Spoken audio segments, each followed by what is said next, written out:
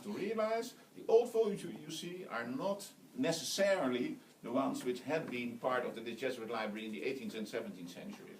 It could be, but very often they brought it somewhere else. So there was a rupture in the history of the Jesuits of about 60 years, where there was no Jesuit order, and they were refounded in the 19th century. That's one thing. And then on the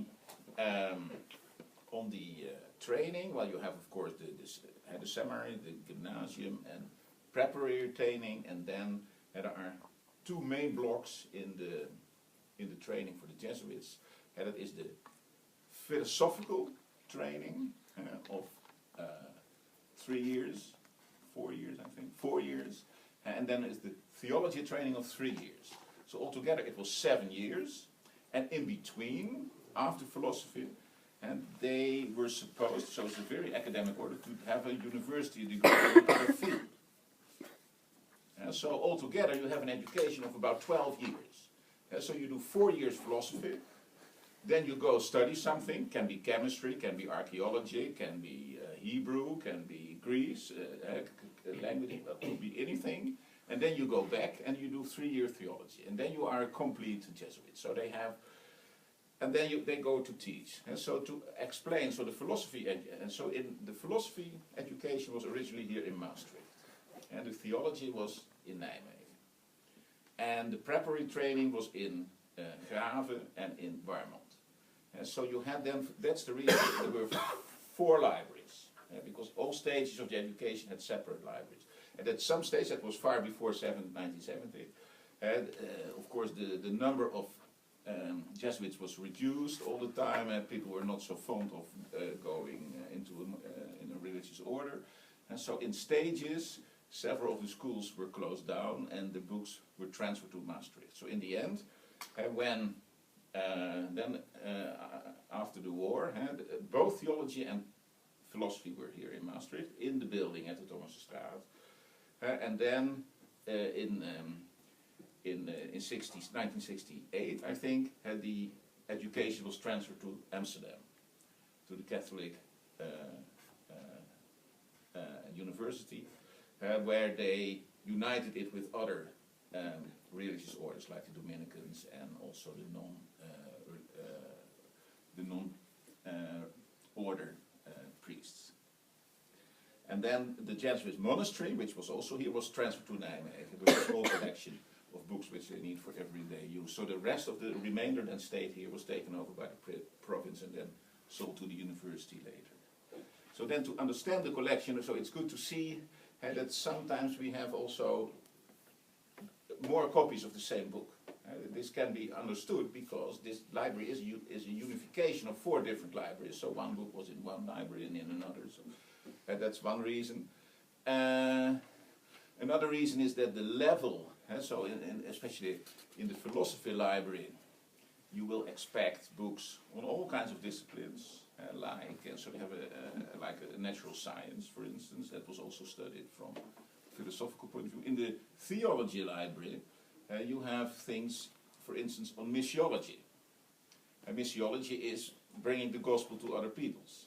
And that is made, so most of the travel books are part of the missiology collection, so part of the theology collection.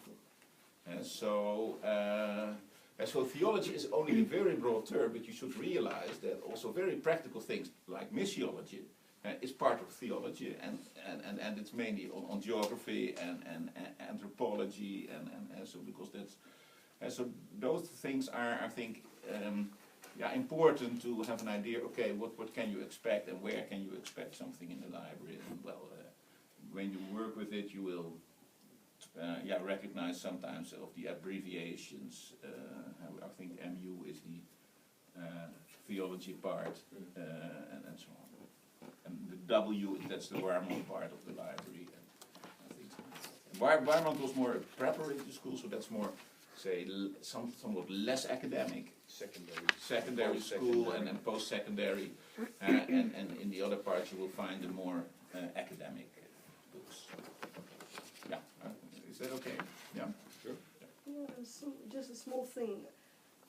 I'd like to stress that the Jesuits, they were a very international order.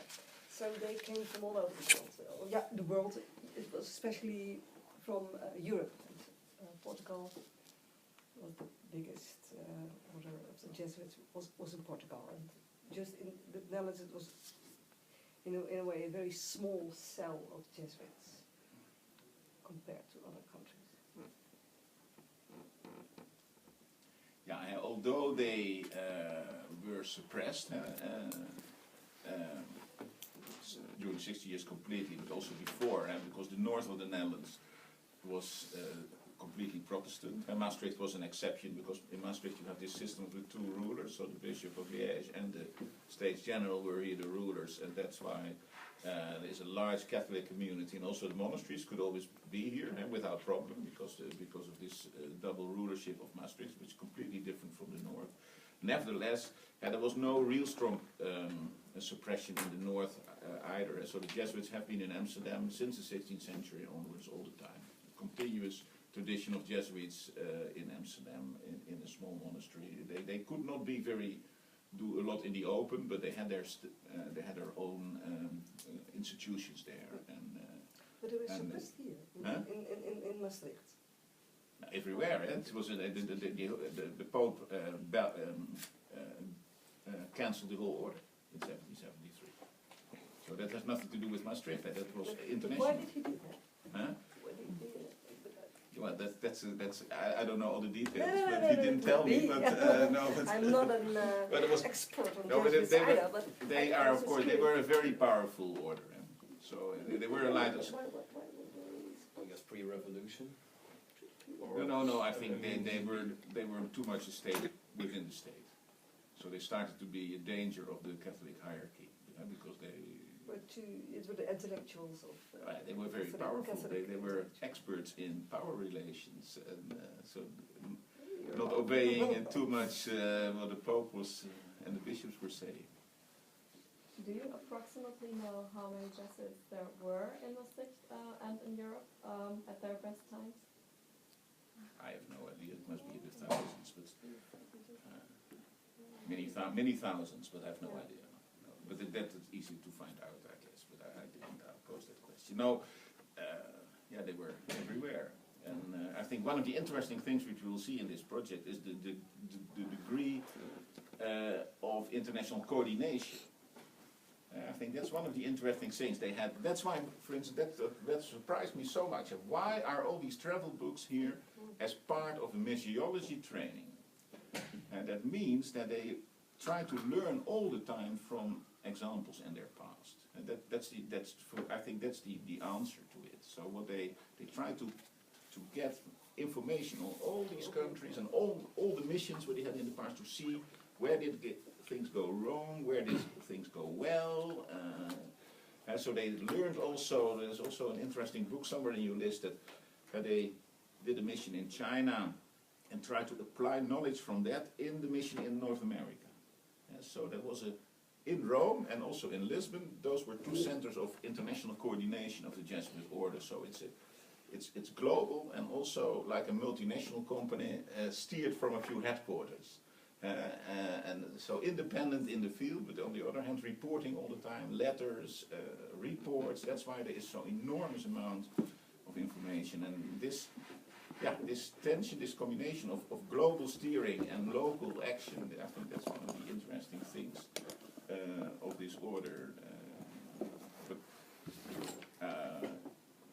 it's a quite open affair for us also.